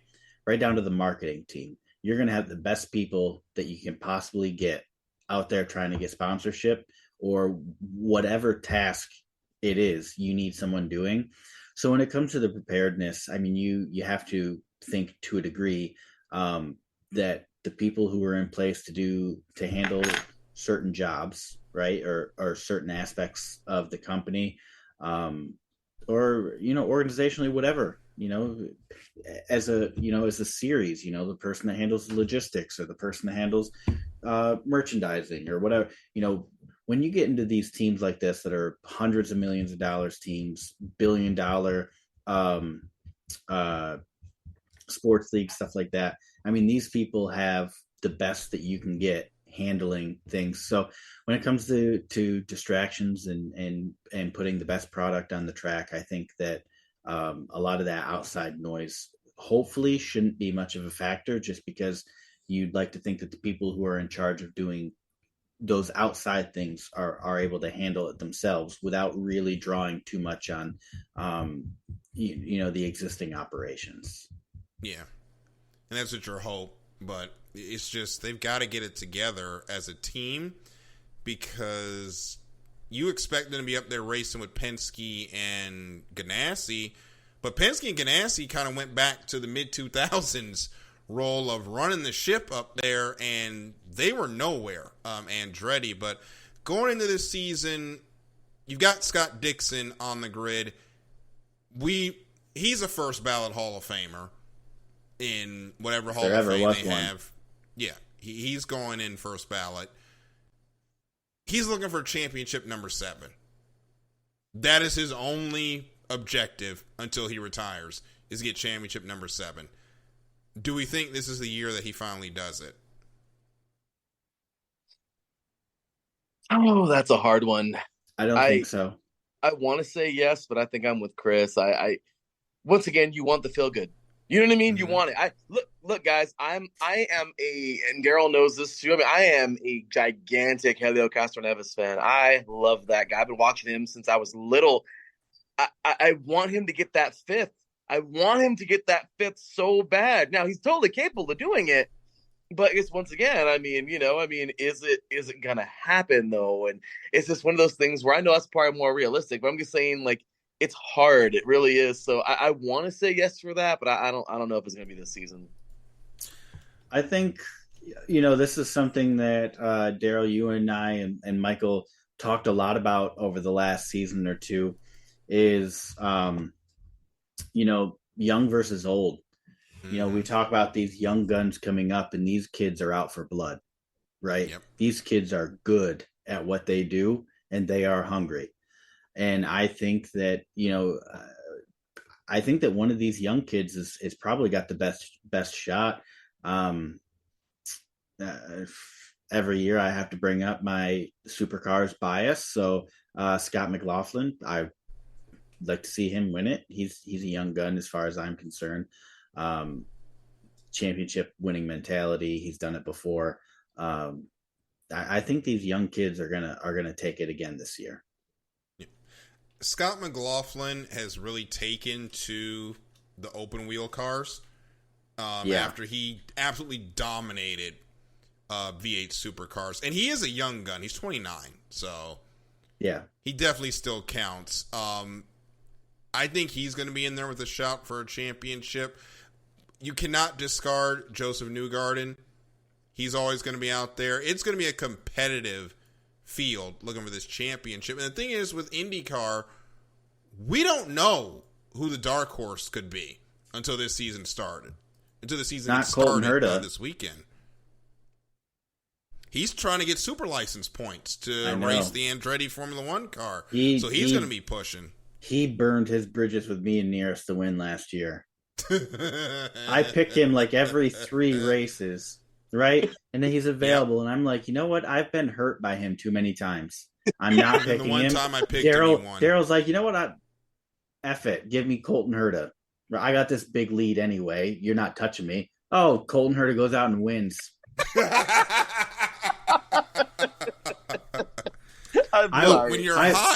When you're hot, you're hot. If that guy brought my DoorDash, I'd give him a kick in the nuts.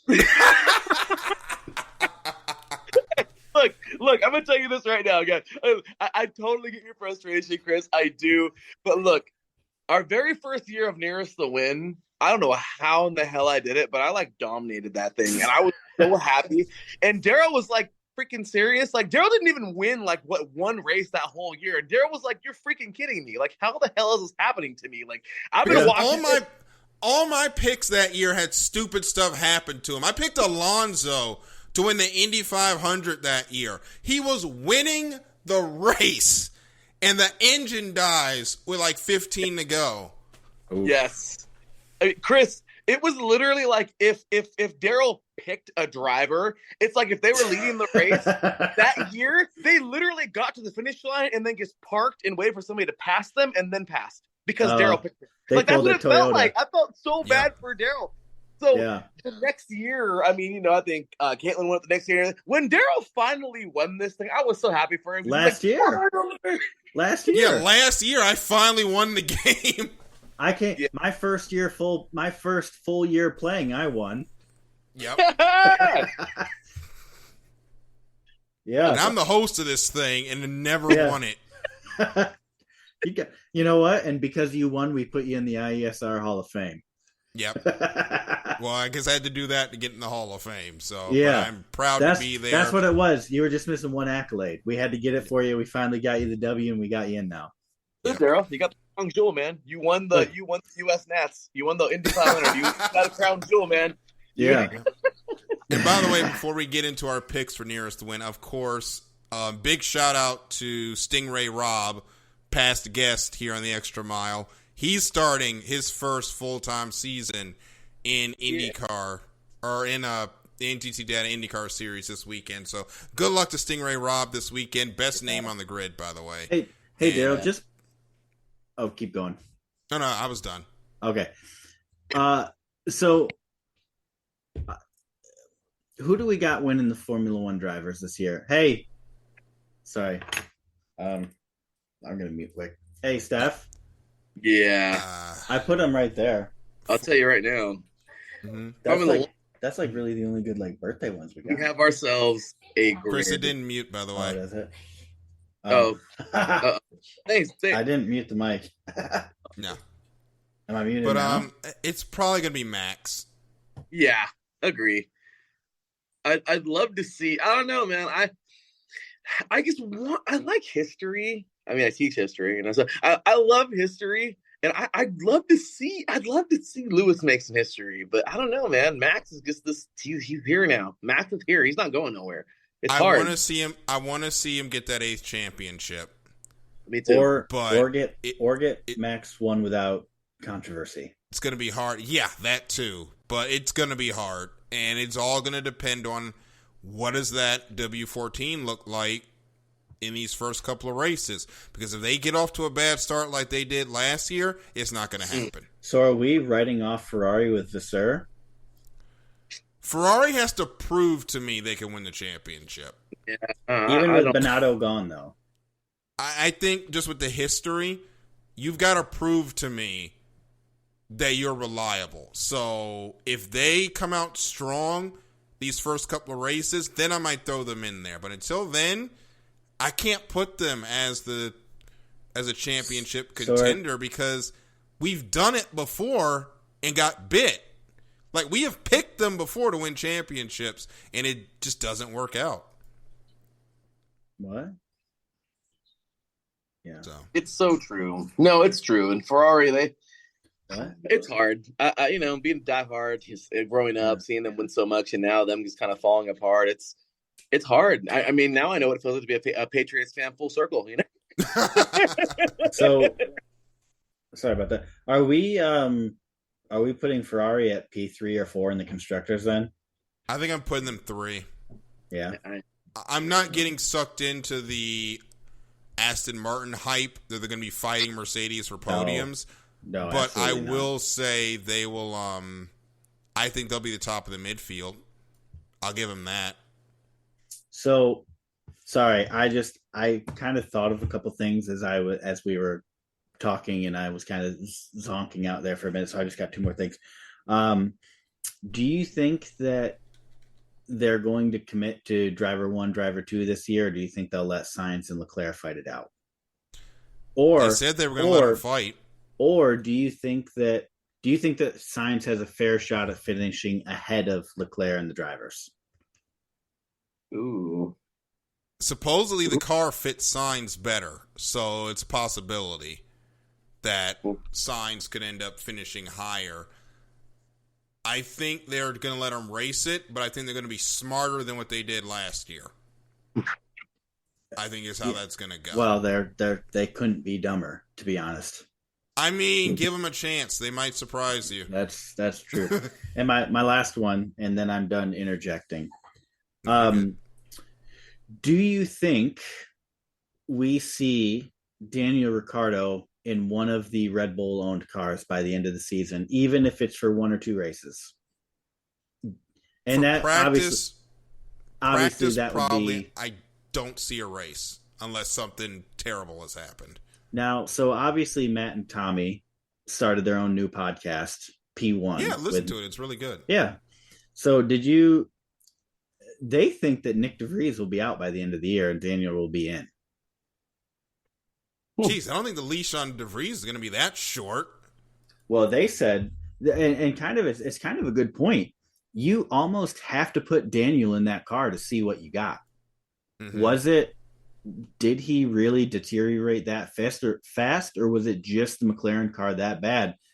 And I kind of agree with him. You actually might have to put him in a car for a race just to see what you have. Yeah. It depends on how bad Nick is. Like, if Nick is just absolutely stinking the show up like our favorite Canadian last year, then maybe I would put him in there. But I don't see Daniel Ricciardo getting on the grid in a race next year. I probably agree with that. But what's funny is you never hear Yuki's seat up for grabs. It's always, everybody talks about Nick, but no one ever talks about Yuki. People have started to talk about Yuki and think that to drive to survive. Yeah. There are some people that think he might be in trouble, but I don't know. I think as long as Honda is giving them those engines, Yuki will be in the car. Oh, yeah. 2026. Yep. So Yuki's got some time, but he's got to start proving himself. Yeah. Yeah, I didn't even think about that. Yeah. So we will see how that goes. So this weekend, nearest the win, we're going to Bahrain, which is a fast track, a lot of good passing zones, usually puts on some of the best racing of the year. We got St. Petersburg, a tight, twisting street course that has become really a crown jewel race for IndyCar. And then Vegas, one of the best mile and a halves on the schedule. Got a lot of grooves on it, but it is extremely challenging corners, especially with the weight transfer off turn 4 and the bumps on the low line in turn 1 and 2. 3 different classes, 3 different challenges for nearest the win. We'll start with the easy ones because we're going to explain the Formula 1 rules here at the end. But for Las Vegas, I actually did an audible. I'm going to take Kyle Busch this week. Chris, who are you going to take? I am taking Ross the Boss Chastain. We have Michael taking Joey Logano. He fed us those picks. We'll see how that goes. Probably will end up winning the race and getting more points than the rest of us. Yeah, Larry, who are you going to take? I got to do it, man. I think I'm in this. No diss, Christopher. You have a great pick there. He has a great chance at it. But I just got to go. He's hot right now. He just came off a nice victory. I think he's going to go for the 2 in a row. And it's his home track, you guys. I got to go with Kyle Busch, man. Rowdy for this one. The Revenge Tour. I'm on it. I will be picking Kyle Busch a couple times this season. But yeah, absolutely Revenge Tour, and I'm here for it. Oh, yeah, the Revenge Tour is on for Kyle. Yeah. IndyCar, first race of the season. I was going to take Scott McLaughlin, but Chris is also taking Scott McLaughlin, so I kind of want to audibilize. And I'm going to say Alex Palou gets it done this week, starts the year off with a win. A 2021 champ. Yep. So I obviously, Scott McLaughlin, and Michael took Newgarden. Larry, who you got? You can't go wrong with any of those guys. I'm going to go with somebody who just seems to know how to win, even when he's like not trying to win. I'm going to go Scott Dixon, man. Okay. I can live with it. And now we get into Formula One. We had some conversations about this on the off season. We wanted to make Formula One a lot more fun to pick because, to be honest, it just came down to who was going to pick Verstappen that week and who had him available. So, it was or Lewis. You were either picking Max or who you thought had the best chance to finish second. Yeah. But this time, we've changed it. Now, you must use each F1 team at least once during the season. However, you cannot pick a Red Bull, Ferrari, or Mercedes driver more than 3 times the entire year. Oh my gosh. So I think that leaves 9 or 10 races, or I think it's 7 or 8 races where you are picking a midfield team. Ferrari, Red Bull, and Mercedes are unavailable to you. Well, realistically, they're unavailable to you. We got 23 races, 9 of them, so 12 times out of the year. No, that can't be right. Hold on, let me before we go on. For that Red Bull, Ferrari, Mercedes, is that 3 times between both drivers? Yeah, buddy. Okay, just want to make sure. So you got that does not make sense. It's 23 cars, so you got to use everybody once at least. Yeah. You have 14 races out of the year where you cannot pick a Red Bull, Ferrari, or Red Bull driver. Yeah. So if you want, Mercedes. Mercedes, yeah. So if you wanted, the way that I envisioned it in my head when I kind of made the rules was that if you wanted to pick Max, Lewis, Charles to do your first 9 races, you could do it. Who cares? But then you're done. You can't do it again. You're hurt for the rest of the season. Yeah. However, I didn't put this part in. You can pick drivers back to back in Formula One if need be, or if you want to. If you want to, but you got to use everybody, which means at some point you need to strategically figure out when you're going to use a Williams because you got to pick them. Yep. You better figure out when to take that L. Yeah. Yeah. So I'm going Norris. I'm just kidding. I'm kidding. Oh, so you're getting it out of the way early. You might want to get that one out the way early too, the way it's looking. I'm going to try to get off quickly with some points that might be hard looking at who everybody else picked, but I'm going to take Aston Martin and I'm going to take Fernando Alonso to do well. He's probably not going to win, but he's going to do well at Bahrain. Chris, who you got? Well, you got me questioning myself, by the way. Quick question. I do not want to tangent off, but who do you think is the better Aston Martin finisher this year? Do you think Alonso finishes out the the drivers better than Fernando? Yeah, Fernando. I would say so too. I just wanted to make sure we were consensus on that. Yeah. So for nearest to win, I'm using one of my Ferraris and I'm picking Carlos, and Michael is going opposite on Ferrari and he's taking his boy Charles Leclerc. Larry, who you got? As bad as I want to pick one of those guys, that's my team. I'm going to go Sergio Perez. Why not? Hey, use a Red Bull now. I love the rules, and I'm here for the season, guys. I'm not going nowhere. I'm gonna stick around this year and see if I can do it again. I love it. It's a fun game. Yeah. So you're starting this week. So we kind of have that list there with 76, but yeah. So you start off with 76 points. But yeah, we got 73 more races to go, Larry. So I wouldn't really worry about it too much. Let's go, Rowdy. There you go. And hey, you know what? I could probably give you max points this weekend, and you'd still be ahead of me somehow. So that's just how it's going, man. Chris's start of the season is not been good. Larry, I gave you maximum points, right? Because you didn't pick the first 2 weeks. You have 76 points. I have 68, and I picked the last 2 races. See, this is how I ended up doing the first year. Yeah. Yeah. Daryl couldn't buy a pick. He couldn't do it. No, I couldn't. I couldn't either. I actually went as far as taking Alex Bowman off this week because there's bigger things at play. If he wins, I'm sorry. No, I'm good with it. If he wins, good.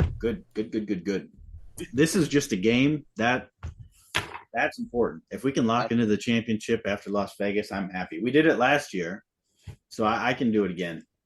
Mm-hmm. So and to go over the points as they run going into this weekend, Michael has 22. I have 30. Matt White, who will also be playing the game, he was scoring last couple of years. He's got 59. Chris has 68, and Larry now has 76. So you just put him in on the board, and make sure to get your pick. Taryn did put some picks out as well. Oh, he didn't pick the first 2 weeks. Yeah, so he'll just have 70. So Larry and Taryn are tied, and I got to add a thing for Taryn. I'm sorry, Chris. Taryn, if you're listening, there's plenty of time. So he's going to actually take Max this week. Good for choice. Formula One. Taryn, get your Cup and IndyCar picks into Band. Yeah. So that we know what they are. It's St. Petersburg and Las Vegas this week. So make sure you get those picks in. And we want to hear from you as well out there about your picks. We're going to post these up on Twitter. Let us know who you think's going to win. And tell us what you think of our picks. And make sure you guys listen in. Hopefully your pick does well this weekend, especially me, because I want to try and get that lead again. But, hey, it's almost time to get out of here. Larry, thank you so much for hanging in all night. This was a lot of fun. We're going to have to do this again. We're almost on 2 hours. I know, right? It's nice having. We were kind of pigeonholed 8 to 9 there for quite a while. So it's nice having that flexibility to go 2 hours when we need to. Yeah, I'm not gonna book anybody. We're, of course, new recruits are coming in by the buttload, as you can see, but I'm gonna always leave this 2-hour slot open for you guys just in case you always need it, because you guys are covering freaking everything, and it's a lot to try to contain in just 1 hour. So this is all yours, you guys. Thank you. Thank you so much. We'll take it. We're definitely going to take it. We've been creeping. I think this year we've been an hour 15 every time. Yeah, well, we have a lot more time, so we might as well use it. Yeah. And got NHRA coming in, so I mean, it's going to be a lot, guys. Yeah, it's definitely going to be 2 hours. That starts next week, so I cannot wait to get NHRA started. I wish we had Virginia back, but that was a money deal. So I'm gonna have to get into NHRA. I'm don't really watch it or anything. Never really got into it, so I'll have to try to learn up on it. There is a trial for, I think, NHRA TV. Pick that up, and if you've got, I think you can get it on your phone. I think you can watch on your phone as well. Just have that on while you're working, because they do runs all day. Pros, sportsmen, pro mod, everything. Same weekend, all day. I love it. When I was there, it was a lot of fun. Miriam enjoyed it too when we went. We were going to go back this year, but that's not going to happen, so because there's no race. But definitely check that out if you want to get into it. Come up to the sailing 6 hours at the Glen. I've been trying to get you to come up here for like 3 years, Daryl. Just come on. Right. You got to go, Daryl. I always like to say, Chris, that NHRA is the trenches in football of auto sports. It's pure torque, pure power, just a few seconds to either block this dude or get to the quarterback, and the nastier, meaner, more powerful one wins. And it's a split second. To me, I play the trenches my whole life in football, and to me, I feel like all the other auto sports are marathon runners, but NHRA, those are the big boys in the trenches. That's what I feel like. So I love the NHRA, man. So, Larry, the middle schoolers or preschoolers, whatever, that you coach in football could probably make it through the Bengals offensive line. So the trenches is not, it's almost triggering of an analogy for me. Sorry. If you want to talk wide receivers, let's go all day. Yeah, yes. Formula One. You're actually doing too good. You got Devontae Adams, so you're not complaining. Gentlemen, I thank you so much for tonight. This has been such a fun show, and I really appreciate you guys for having me. Any given time I'm free and you need another person up on here, I am so ready for it. I love talking auto sports. They are just they hold a place in my heart that no other sport can touch. Don't get me wrong, I love my football number one, but auto sports, I just grew up with it, and I'm just so happy and thankful that you guys had me on this week. Of course, man. And hey, enjoy the races. I know we are. You want to talk to Larry during the weekend or during the week, _LB53. Chris is at Fiji Sims. I'm at DK Jr. 12. And make sure you keep it locked to all our social media pages on Facebook, Instagram, Twitter, and of course, TikTok. Also, if you missed any episode of any iSports Radio show, it's wherever you can find your podcast or the YouTube repository, which has a link to every show we've ever done. So make sure you go check that out as well. Also, check out the website, chance to join our Patreon, and get some sweet iSports Radio merchandise as well. So, for Larry B. and Christopher Lehman, my name is Daryl Kinsey Jr. Thank you guys so much for listening to this edition of The Extra Mile. And hey, we will see you in the next green flag. Good night, everybody.